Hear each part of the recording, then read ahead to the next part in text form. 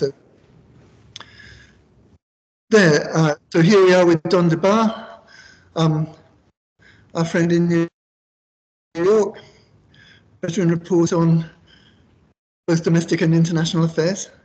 Thank you for giving us your time, Don. Today, I was hoping that we might be able to talk about your, perhaps you could give us an overview of the implications of the new administration, the new presidential administration in the United States in domestic terms, and also we're very interested in Latin America, what it might mean for us here, and how do you see things?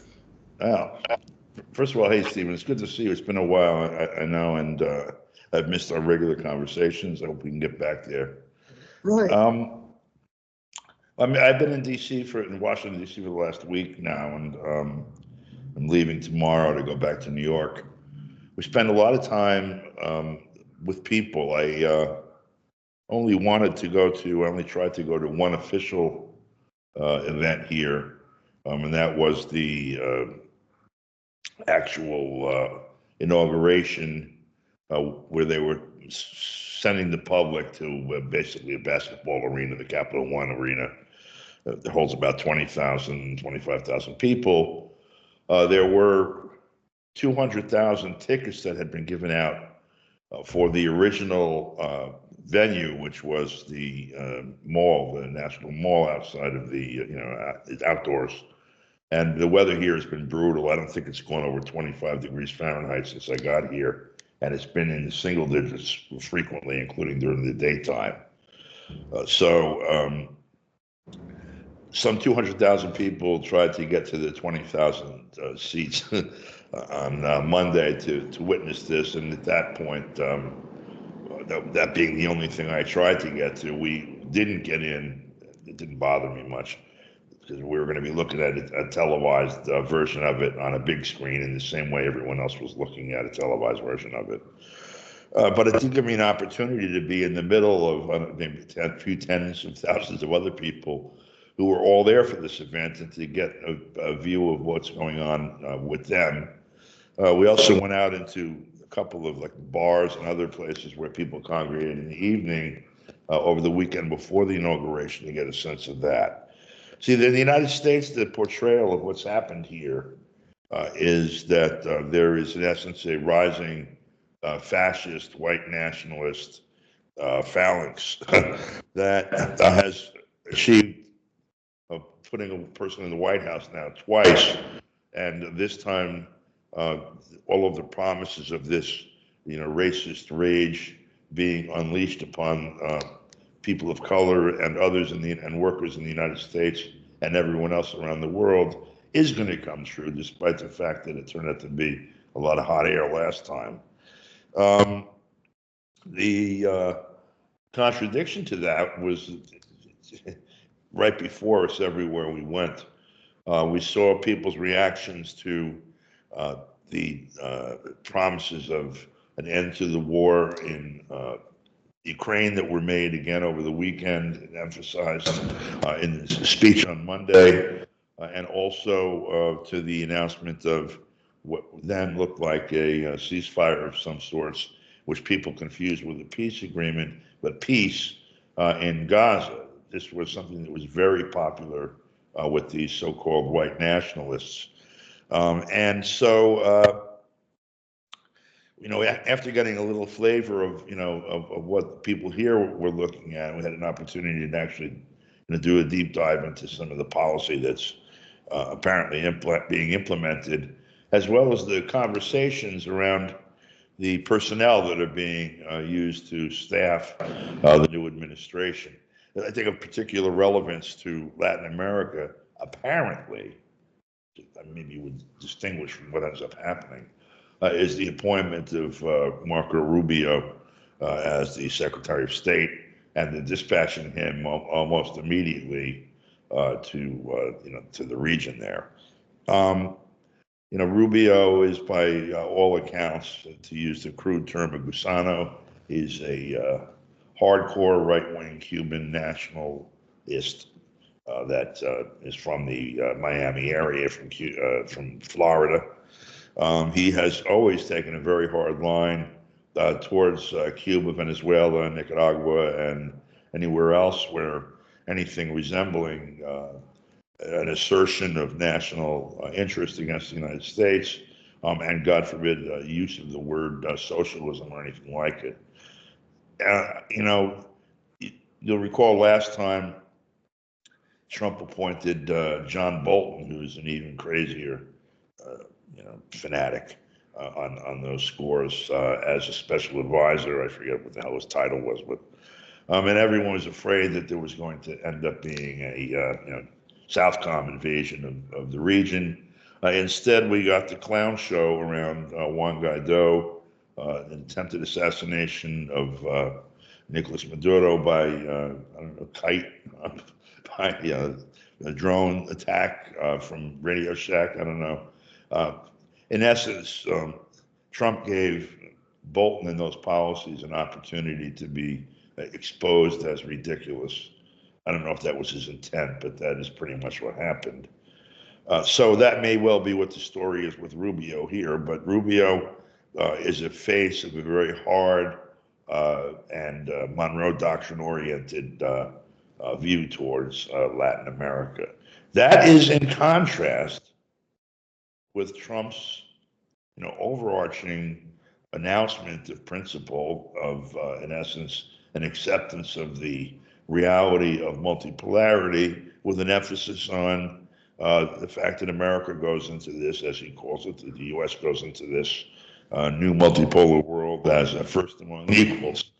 I think that the promise to not get involved in any more, wars of regime change, etc., it materially implies, whatever his intent, that there wouldn't be any of those attempts in Latin America. I don't think that any rational person, and I'm not necessarily including Trump or his advisors in that, but any rational person understands that if the United States tries to take some sort of military action against Cuba, Venezuela, Nicaragua, etc., that they would be, unleashing a response on the ground that would be a fire that would burn for a very long time and perhaps a lot further than the people here had planned. So, on its face, it appears to be an aggressive posture is being taken towards the region. Practically speaking, I'd like to see where that goes, and just say that in the context of the last Trump administration, that the loudest noises were made towards, as he entered the White House and as he campaigned towards Democratic People's Republic of Korea, that they call North Korea here, which ended up, in essence, being the framing of a position for Trump to be able to sit down and attempt to negotiate an actual peace treaty for the first time in 60 some odd years. There is Mike Mansfield's saying or observation back in the 60s when Richard Nixon, the hawk on China, who campaigns for Congress and vice president, always included the phrase, "Who lost China?" That only Nixon could go to China, and so it may well be that only a hard-ass anti-Bolivarian could make peace with the Bolivarian Revolution. And I'm hoping that's what it is, and that's what sticking Marco Rubio's face out front means. I do know that Trump got stung last time, allowing the hirelings too much latitude and relying too much on their advice. I know that is the claimed lesson of the administration. He has said that himself a number of times. I'm hoping that there is actually some truth to this, and it's not all just appearance instead of essence, and that it does in fact mean, when he brings Rubio, that he's putting a mask on that allows him free movement on the ground. Thanks, Don. And something that puzzles us here in Nicaragua is, to some extent, I suppose, is that there you have the United States, supposedly the richest country in the world. They have a dreadful healthcare system for the great majority of people. their education system, and I've seen reports that the standards are declining, not in an alarming way, but they're declining. Educational standards are declining. STEM results are nothing like they are. Science, technology, engineering, and mathematics results are nothing like what they are in competitor countries, and everything points to the fact that the deindustrialization that's taken place over the last 20 years, and various of these factors that I've just mentioned, are going to affect the competitiveness of the United States. So, as an economy, it's just not going to be able to compete with China, and that seems to be the reason why instead they're resorting to these coercive, unilateral coercive measures against countries like China. And with Russia, they invented the pretext of what they call the invasion to mount these sanctions, which seem to me, and various other commentators, to be more directed against Europe than against Russia. But, and so is there any sense at all that, and Trump talks about making America great again, but beyond that rhetoric, is there any sense at all that there's going to be an improvement in public health care, public education, economic competitiveness, all those kinds of things? And presumably he mentioned those. Yeah, it's interesting. The inauguration takes place on the day, the holiday of Martin Luther King this year. We have our national holidays, some of them not on an anniversary date, a particular one, when the King holiday was first established was January 15th, his birthday, but rather a Monday nearby that particular date so that workers get a 3-day weekend. So January 20th this year was Dr. King's day, and that was also the day of the inauguration. This was used by some people to point out some irony that the white nationalist is taking an oath of office, which is how they refer to Trump and his people incessantly, on Dr. King's birthday. It's almost sacrilegious, etc. The actual interesting thing about it is something that on my blog, on blogspot.com, I've written about this, and in Black Agenda Report, I think about 10 years ago. They built a monument to Dr. King in Washington, D.C., and it had all these particular phrases, cited from some of his speeches and, public addresses and letters from the jail cell, etc. The thing that was the most powerful, I think, certainly what most people think the thing that he said that got him killed, was delivered at Riverside Church, April 4th, 1967, a year to the day before he was murdered. And that was when he came out against the war in Vietnam. That was the war on Vietnam that was being waged by the United States at that time. And in it, he pointed out that after all the struggle of what was then, the closing days of the civil rights movement, official civil rights movement from the 30s, 40s, 50s, and 60s at least,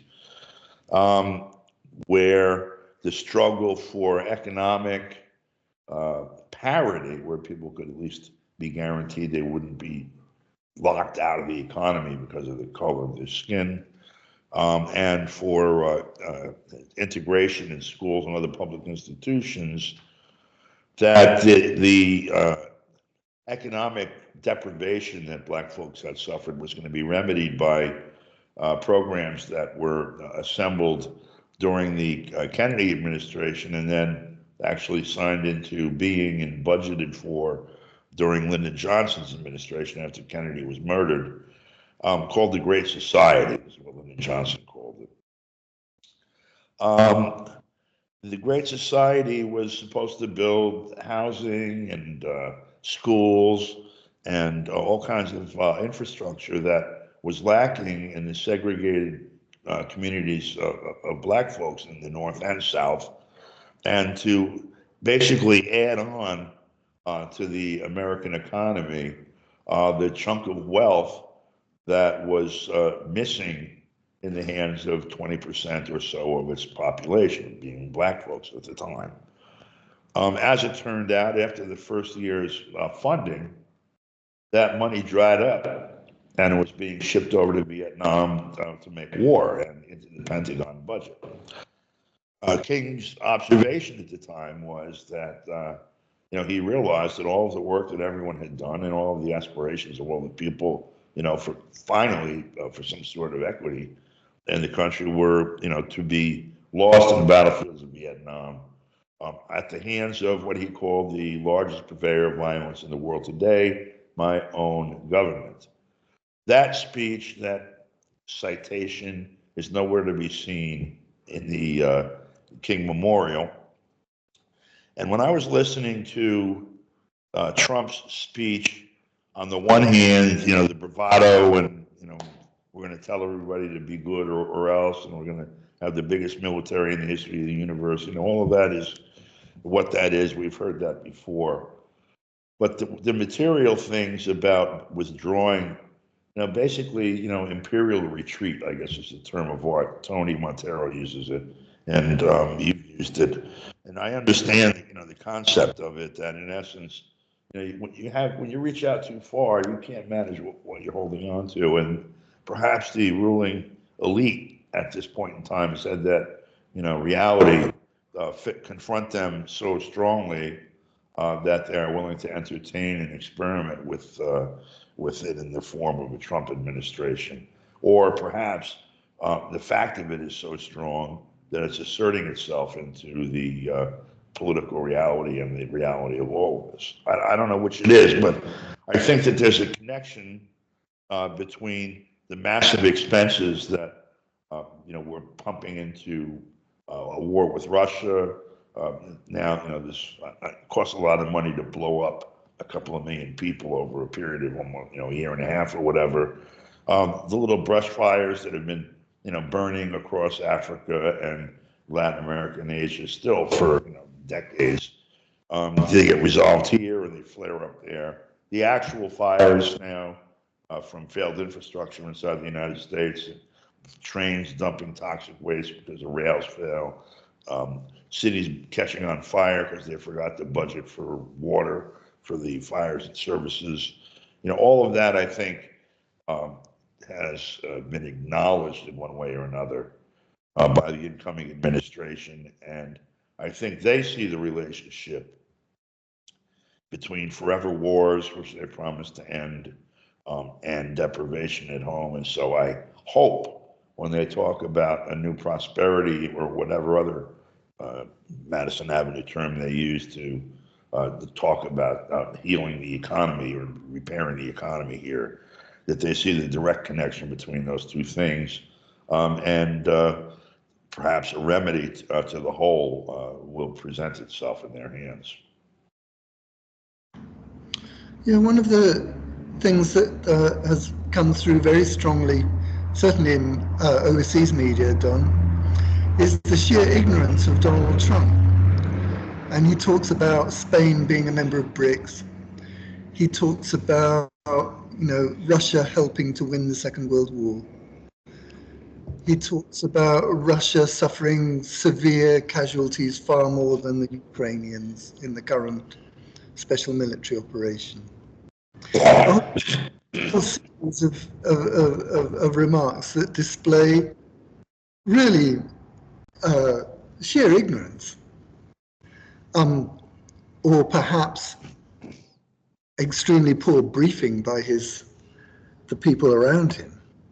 But do people in the United States perceive that, or do they, and is that a matter of concern to them at all? I think it's actually a reflection of the conditions here. He has to speak in the language of the people here. Trump acknowledging the fact of Trump acknowledging the huge sacrifice that Russians, we know, was Soviets, largely Russians, in the Second World War. The fact of acknowledging it is politically novel since Kennedy was murdered. He was the last president in the United States to, or aspirant for the presidency of the United States, to acknowledge the fact that the Soviets were the ones who won the war. Trump didn't phrase it in those words, but if you're looking at the material things, the components of a war, and you look where the majority of casualties are, you look to see what the U.S. casualties were. I don't even remember, but I know between the Asia and European theater, there were less than 1 million. So it was a few 100,000 in Europe, compared to, I mean, this makes sense, of course. The war was fought in the Soviet Union, not in the United States. The United States, the only battle that took place was in a territory that it had conquered a few decades earlier in the Pacific Ocean, the Pacific in Hawaii. I think that if you were to come out and lay out the facts in front of an American audience, they'd be bewildered at best. The level of knowledge of history, the level of like accumulated factual data that the average person has in the United States about what's happened historically, about politics, about power, about all of the things that are relevant to the stuff we talk about. It's a very low level of development. Now, when I was growing up, it wasn't. Okay, after I was, from the time this country was being constructed, on the backs of the people that used to live here, the educational system reached a larger and larger percentage of the population, and particularly after the Second World War, huge numbers of members of the working class, the GI Bill and other programs were able, in the construction of the state university systems and all of that, public education, massively expanded. And suddenly you had millions of sons and daughters of workers that were studying, among other things, Karl Marx, C. Wright Mills, philosophy, history, economics, political science, all these different things that you've never had this phenomenon before. And this starts to come to fruition at the beginning of the 1960s. These people start to come of age. The first classes are graduated, et cetera. And they step into public life. And suddenly you have rebellion, in essence, across the board. You have the civil rights movement reaching the streets of pretty much every town in the country. You have anti-war protests that begin in earnest in the mid-60s, and by 1970, have hundreds of thousands and millions sometimes of people participating. You have open calls for revolution from left to right across the board.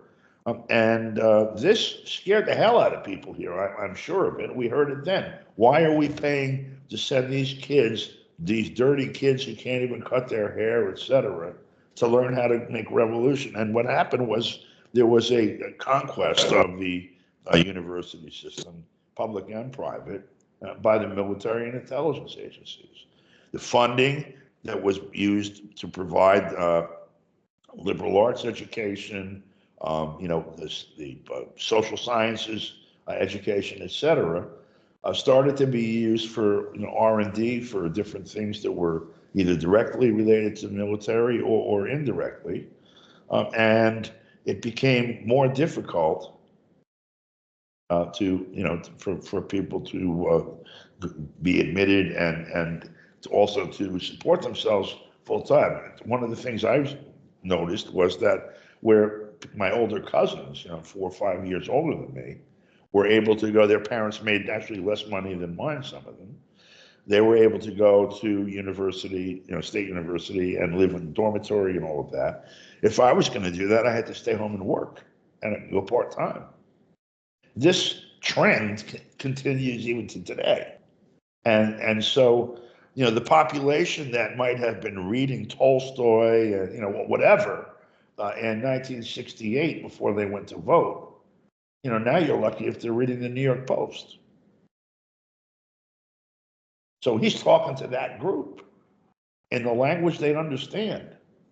And I don't know how much of it is this, and beyond that, not just in the language that they'll understand, but in the language that can get through the, whatever mediation is done between the camera in front of him and the screen in front of them, or, whether it's a online newspaper or a, TV or a video screen. So Don, yeah, and the main issue for a lot of people here in Latin America, especially in Central America and the Caribbean, I should imagine, as regards Trump's policy towards the region, is the issue of migration. Now, I read recently a paper, I think it's only a couple of years old, by the Penn Wharton School of the University of Pennsylvania, in which they look at immigration and emigration and migration in general needs in the United States for the next 4 or 5 decades. And their conclusion is that something over 23% or so of the workforce are migrants, and of those migrants, 73% are of Latin American origin. So obviously, migration is of fundamental importance to the United States economy right now. Yes. And they explain that over the next 2-3 decades, in order for the United States to be able to support its population as they retire over the years to come, immigration is going to need to increase by over 3 times. Yeah. So, unless they're kind of bizarre or completely wrong, and they're, as far as I'm aware, they're an extremely well-respected academic institution, and that makes absolute nonsense of Trump's claims that he's going to stop migration. Have we misunderstood what Trump is claiming? And how do you see that whole issue? Well, okay. First, there's the objective facts that you recite. I mean, there's in the same way that the educational system was allowed to bloom and then contract, taken away from working people. Something like 150 years of union organizing and struggle, where you had, I would say, by the mid-1970s, its fullest expression in the country. Largest percentage of workforce unionized, wages and benefits reflective more than ever of that. And what was referred to as a middle-class lifestyle, owning your own home, putting your kids through college, etc., within the reach of most workers at the time. Most. There were people who were locked out. Women were still frozen out of many jobs in the workforce, and black folks particularly were still frozen out. It wasn't, nirvana. It wasn't, it wasn't heaven. It wasn't whatever. But it was a damn sight better than it is now. The percentage of unionized workers has dropped to a fraction of what it was, perhaps from 100 as a basis, not as a whole, but as a basis, to something like 20 now. It's like about a fifth as many unionized workers or less as there were 35, 40 years ago. That is one of the pieces of reality in the workplace that has accompanied the rise in low-cost, labor from immigrants in the United States, that began with farm workers that had been more or less participants for ever. The southwestern United States used to be part of Mexico, for example, and When the political reality changed, some of the fundamental economics did not, and there were people that just back and forth across the border where they followed the work. That has pretty much been constant, but it's grown a lot, and it's also, of course, faced the challenges of the jurisdictional changes. The jobs that used to be union jobs, say in automobile factories and other industries in Detroit, North Tarrytown, wherever in the United States, that went away. A lot of those went away not because of immigrant labor here, but because the factories were relocated to where the low-wage labor was available there, wherever that was. A lot of that, Mexico, a lot of cars, like K cars, for example, if you remember from Chrysler Corporation, Dodge, were assembled in Mexico. They were, parts built elsewhere. This is sort of the backdrop to the political conversation and sentiment among working people, in particular voters, which is the germane part, I guess, about the issue of immigration. And by the way, there is a huge divide among immigrants on the question that almost matches exactly. Do you have legal status? Yes. Do you have legal status? No. What do you think about the question of immigration? The answer is an expected self-interested one. Trump got a lot of votes from immigrants from Latin America. That's a reality.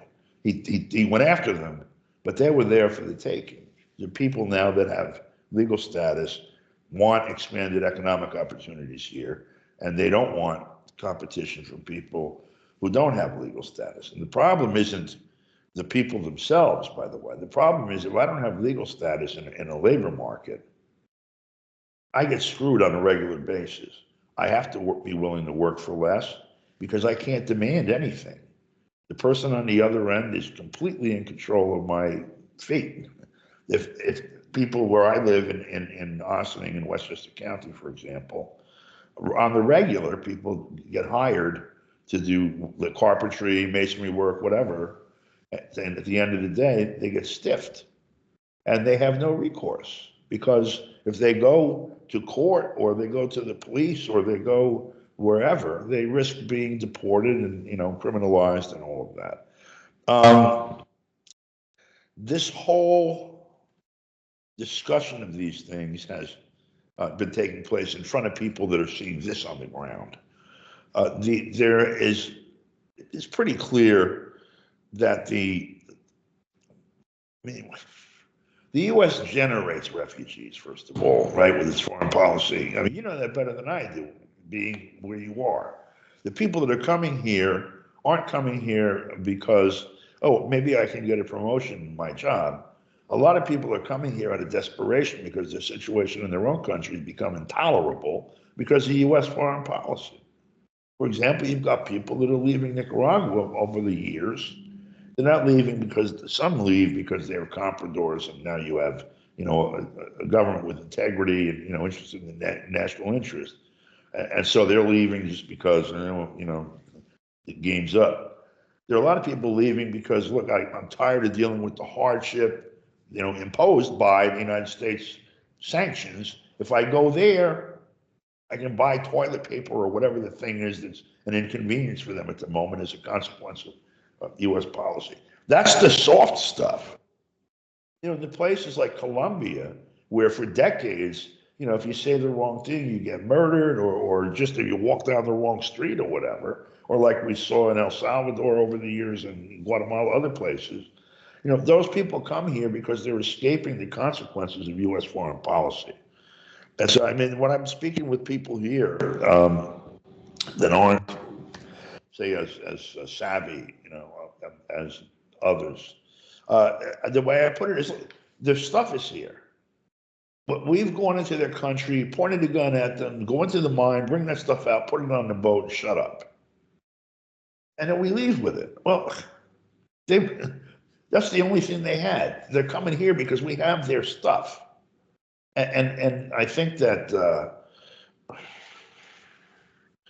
I think that it's over the last, I would say the last decade or two, the situation here has become so difficult for workers, and not directly or even perhaps not even substantially as a consequence of this additional labor, although there is definitely an impact. But it's a visible symbol that's been exploited by everyone, Democrats and Republicans.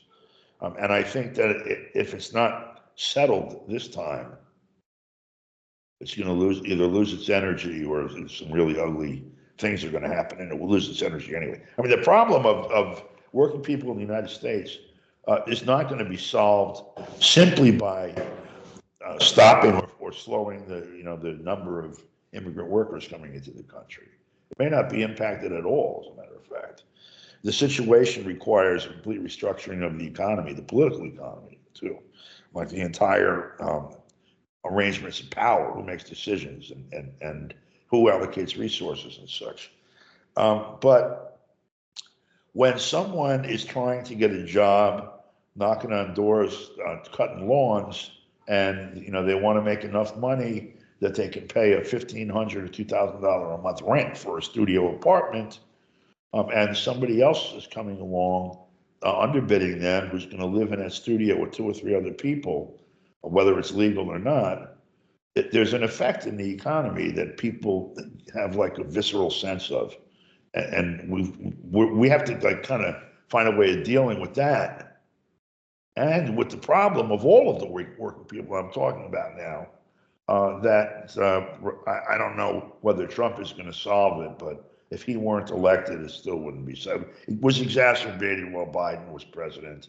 It was at least maintained, if not grown, during Trump's last term, and it exploded in the previous maybe 4 or 5 presidential terms back to maybe Reagan.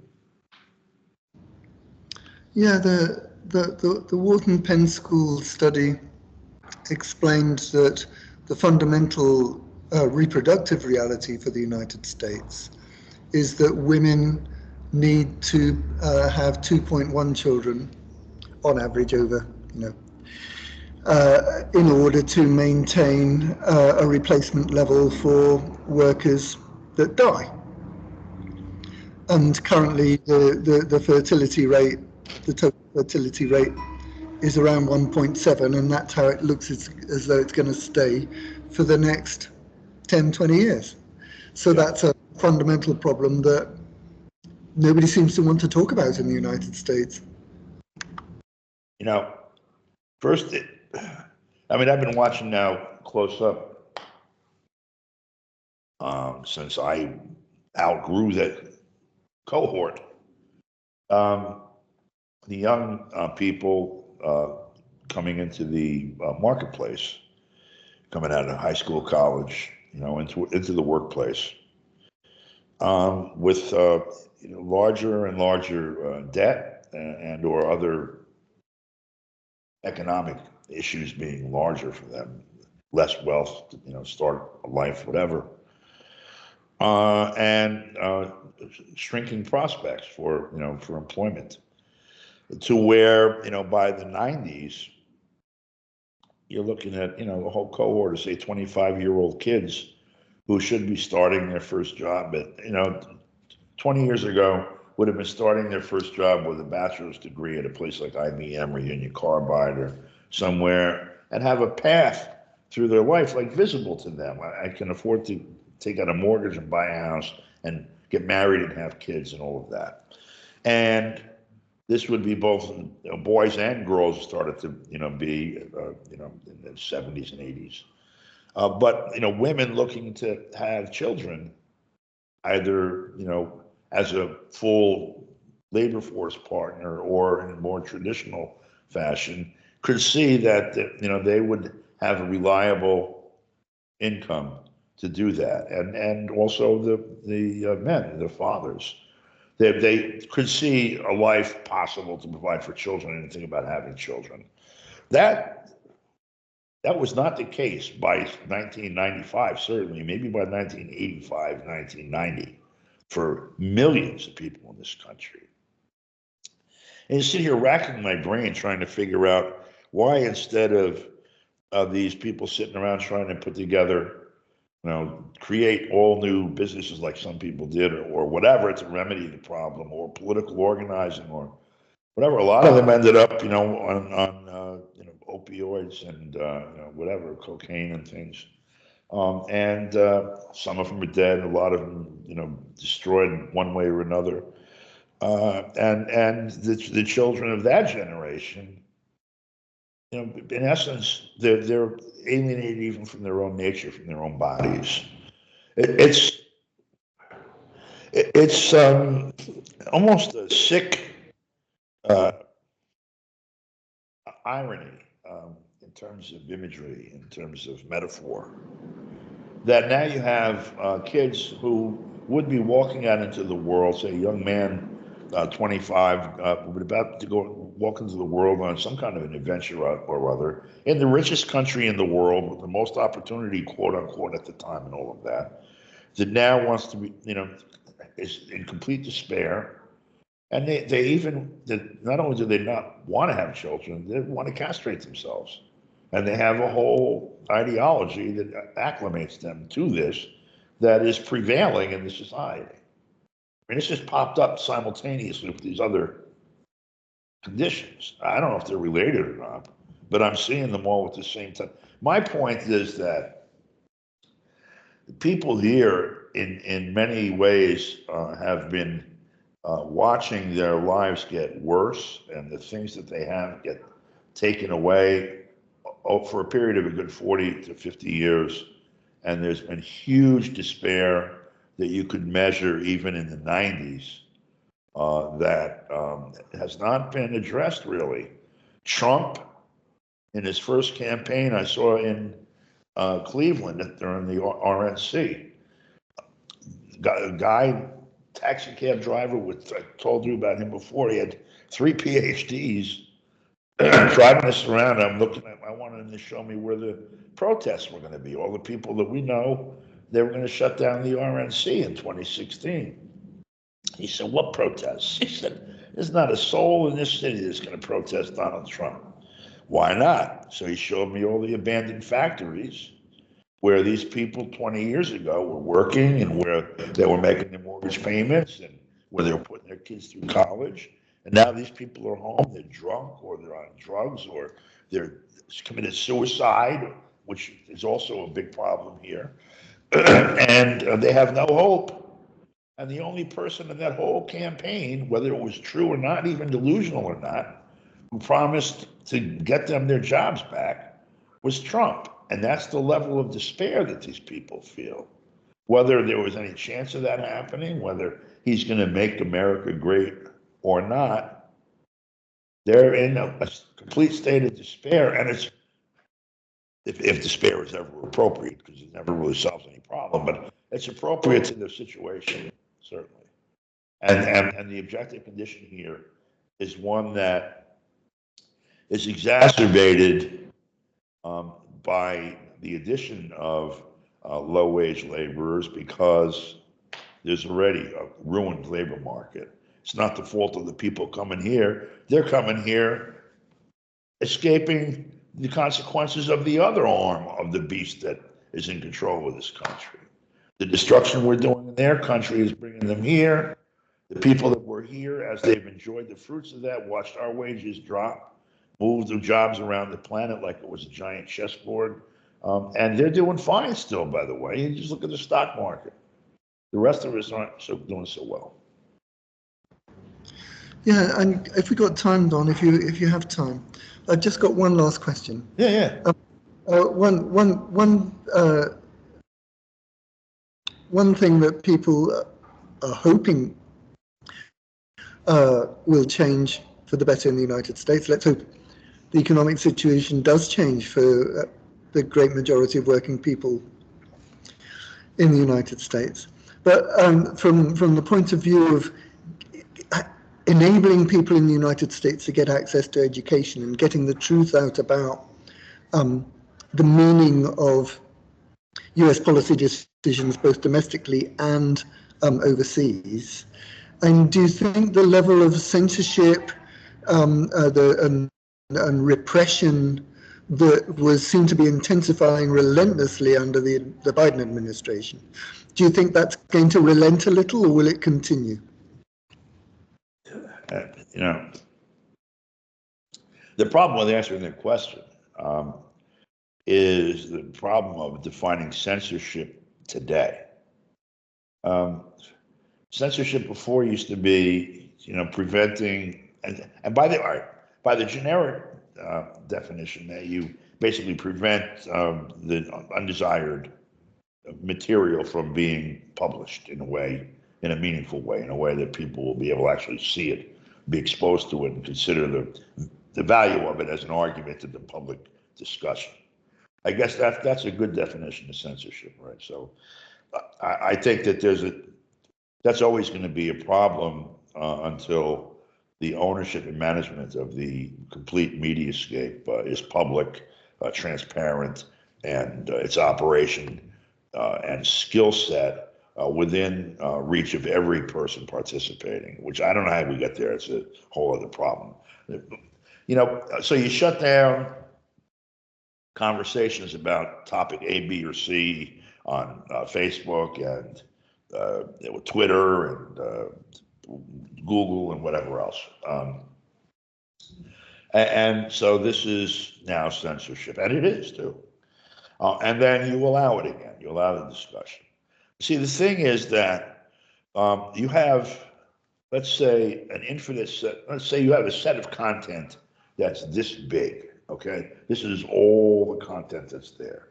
And you have a body of consumers that's this big, and it's not shaped anymore. It has its own shape and size. Okay. Now, this piece of content getting to that member of that set, I'm not taking all of the content and putting it in front of all of the people.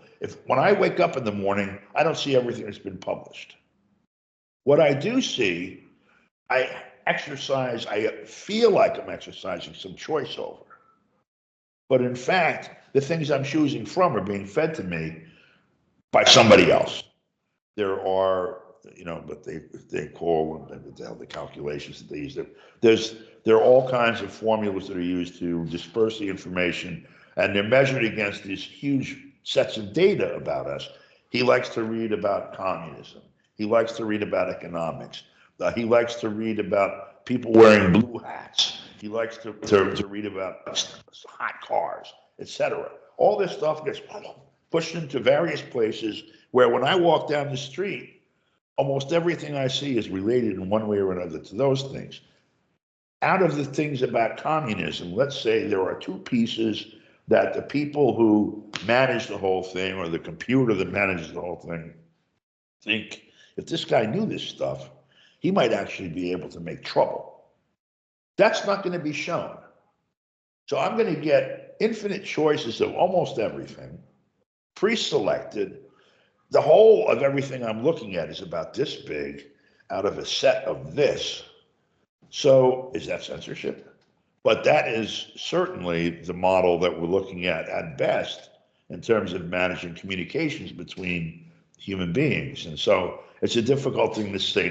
Now that said, going into the current administration, and I hate to sound so, but this is an important piece of context. The idea before the prevailing ideology, you ask any person that voted for any Democrat in national office since, let's say, 2008, if the thing that someone wants to publish or read about is in one way or another dangerous, then it should not be published. And it is obvious that the state has an interest in preventing that. And I agree with it. That's what they say. And so then you ask, well, who decides what's dangerous or not, and by what criteria? And they're a little fuzzy on that. The principle of the state having the moral authority to censor is much more widely accepted than the notion of the mechanical process in any real material way, which of course is a very dangerous condition. The people that voted for Trump voted against that expressed public position. They call this censorship, and it certainly is a very extreme form of censorship. And they have some very specific examples. We're talking about things that had to do with the, pandemic, and things that had to have to do with Biden's son's laptop. Some very specific things that very clearly news media were, manipulated in coordination in any event with the state. But that doesn't mean that suddenly I'm going to get a copy of the Pentagon's internal budget published somewhere where I can download a link of it, along with the names of, say, 4 or 5, public interest accountants who can help me parse it. There's a whole lot of information that is not going to be part of the information that will be termed, the domain of free exchange of information. The stuff that power rests upon has to be introduced into the public sphere and made available, and its existence made known to pretty much everyone before you get there. I don't hear Trump suggesting that. I do like the idea, which scares some people, and I understand it, of them looking at buying another platform because it's failed. And like CNN, for example, it would be interesting to see CNN's ownership shift to someone with a different ideological perspective than the last owners. That has happened before, by the way, but it wasn't noticed as much. I think it would be an education for people to see how the things that they think are the source of immutable truth can turn on a dime depending on who's in control. And you'll see that no matter who buys CNN, unless it's, a white knight for the, Atlantic Council or whoever. I think, though, generally, we have to struggle with censorship no matter who's in power. I agree completely with those supporters of Trump who criticized the last administration on these grounds, specifically, particularly. And I also agree with Bobby Kennedy when he talks about those who are supposed to be policing the public discussion for, this kind of interference, protecting us from being censored, have been captured. For example, the FCC and others by the industries they're supposed to regulate. I see some very serious technical problems, though, with the management of what is in essence a neural network of humanity that connects us, being in private hands and operated in black box conditions among a population who does not have the fundamental science or even conceptual, philosophical understanding of what it is to understand what they're part of, what they're living their life in. It's almost like that, what's that fever dream movie, The Matrix, in a way, in terms of their relationship to our relationship to this thing as it's being constructed. And I think there's going to be a government role. I think that there should be a popular role in forging the government role. So, Don, thank you very much for giving us all your time and the benefit of your experience discussing the new administration and what it might mean. I hope we are able over the next couple of weeks to have a conversation again about Latin America. And I look forward to that. Thank you very much for giving us your time today. Stephen, I enjoy speaking with you. Thank you very much for your time and for everything you do. You've been working for decades out there, brother. I love you. Thank you. Thank you, Don. Likewise.